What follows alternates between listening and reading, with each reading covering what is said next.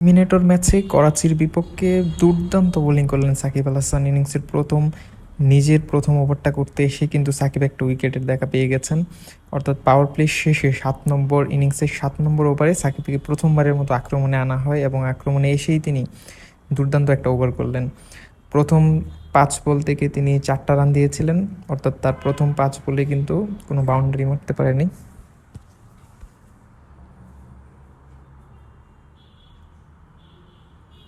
সাকিব তার নিজের শেষ বলটাই কিন্তু আরও একটা উইকেট পায় এবং যেটা দুর্দান্ত একটা বল ছিল, আর্মার ডেলিভারি ব্যাটার কিন্তু পুল করতে যায় এবং সেখানে কিন্তু স্কোয়ার লেগে তিনি ধরা পড়েন ফিল্ডারের হাতে। অর্থাৎ সাকিব তার নিজের প্রথম ওভারেই কিন্তু একটা সাফল্য পেল এবং দুর্দান্ত একটা কামব্যাক কিন্তু সাকিবের জন্য এটা বলাই যায়, কারণ গত ম্যাচে তিনি খুব একটা ভালো বোলিং করতে পারেননি। আজকের দিনের শুরুটা কিন্তু তার জন্য খুবই ক্রুশাল ছিল এবং সেই শুরুটা সাকিব আল হাসান তিনি পেয়েছেন এবং এই উইকেটটা কিন্তু সাকিবের পরবর্তী 3টা ওভার করতে আরও বুস্ট করবে।